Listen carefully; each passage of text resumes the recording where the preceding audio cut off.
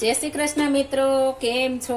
મજામાં ને? આજે આપણે એકદમ સરસ અને એકદમ સહેલી રીતના રસ સ્ટોરેજ કઈ રીતના કરવો તે હું તમને સહેલી રીતથી બતાવીશ.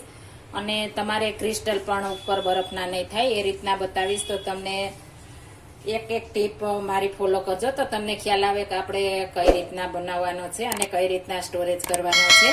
આપણે આ રીતના સ્ટોરેજ કરીશું તો આખા વર્ષ માટે આવો નાવો રહેશે. આપણે કટકા કરીને સ્ટોરેજ કરીએ અને આ રસ કરીને કરીએ, બંનેમાં ઘણો બધો ફરક છે. આપણે રસ એકદમ સરસ રહેશે અને બરફ જરા પણ નહીં થાય. મારી ટ્રીપ એક ફોલો કરજો તો ખ્યાલ આવે.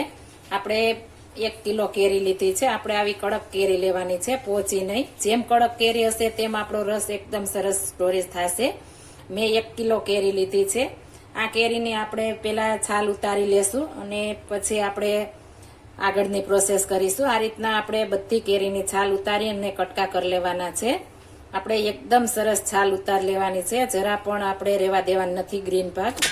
આ રીતના આપણે સરસ છાલ ઉતારી લેશું અને નાના નાના ટુકડા કરી લેશું. આપણે એકદમ સરસ અને એકદમ મસ્ત સ્વાદ અને કલર એનો એ જળવાઈ રહે તે રીતના આપણે બનાવવાનો છે. આ રીતના આપણે બધી છાલ ઉતારી લેશું અને કટકા કરી લેશું. આપણે એકદમ મસ્ત કટકા કરી લીધા છે. આ રીતના આપણે રફલી ચોપ કરી લેશું એટલે આપણે ક્રશ કરવામાં પણ ફટાફટ થાય અને એકદમ સરસ આપણે ક્રશ કરવાનો છે. અને એક ખાસ ધ્યાન રાખવાનું છે કે આપણે ફ્રેશ એકદમ કડક કેરી જ લેવાની છે. નહીં જો પોચી હશે તો આપણા આખા વર્ષ માટે નહીં રહે સરસ. એટલા માટે ખાસ વિનંતી કે આપણે એકદમ કડક કેરી લેવાની છે, તો જ આપણું સ્ટોરેજ સરસ થશે, નકર નહીં થાય. હવે આપણે એક મિક્સર જાર લઈ લેશું. આપણે કોઈ પણ મિક્સર જાર લઈ લેશું. જો તમારી પાસે મિક્સર ન હોય તો તમે બ્લેન્ડર પણ મારી શકો છો. હવે તેમાં આપણે આ કેરીના ટુકડા છે તે નાખી દેવાના છે.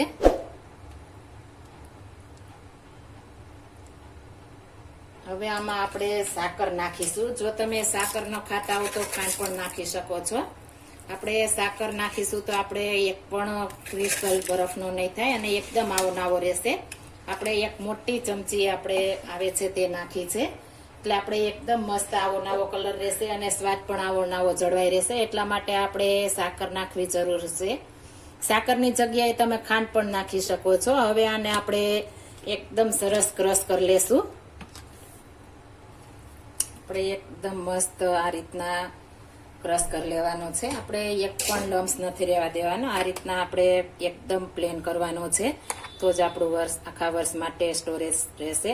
આખા વર્ષ શું તમે 1.5-2 વર્ષ સુધી આવો નવો આપણો રસ રહેશે. જ્યારે પણ આપણે યુઝ કરવો હોય ત્યારે આપણે એક અલગ વાસણમાં કાઢીને ફરી આપણે જે કન્ટેનરમાં કાઢ્યો હોય તે કન્ટેનરમાં આપણે મૂકી દેવાનું છે, બહાર નથી રહેવા દેવાનું.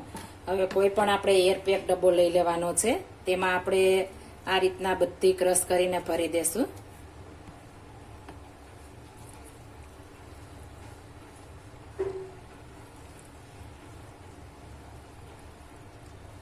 આપણે 1 કિલો કેરીમાં 1 ડબ્બો આપણે ભરાઈ ગયો છે. આ રીતના આપણે સરસ હલાવીને ભરી દેવાનો છે. જો તમારી પાસે આ એરપેક ડબ્બો ના હોય તો તમે પ્લાસ્ટિકની જીપ વાળી બેગ આવે છે તેમાં પણ ભરી શકો છો, પણ આમાં આપણે ભર્યો છે તો આપણે ફટાફટ કાઢી શકશું. ચમચાવાળી રનલ વાળી બેગ આવે છે તે તો આપણે આ રીતના હશે તો આપણે જેટલો યુઝ કરવો હોય તેટલો આપણે ચમચા વડે બહાર કાઢી શકીએ છીએ. આને આપણે હવે એકદમ સરસ પેક કરીને ફ્રીઝરમાં મૂકી દેવાનો છે. આપણે એર પેક આપણે આ રીતના ડબ્બો આવે તે જ લેવાનો છે. એર વાળો હશે તો નહીં રહે, એટલે એર પેક આવે તે લેશો તો એકદમ આવો નાવો આપણો રસ રહેશે. અને હવે આને આપણે ફ્રીઝરમાં મૂકી દેશું. આપણે જ્યારે ખાવો હોય ત્યારે આનો આપણે ઉપયોગ કરી શકીએ છીએ.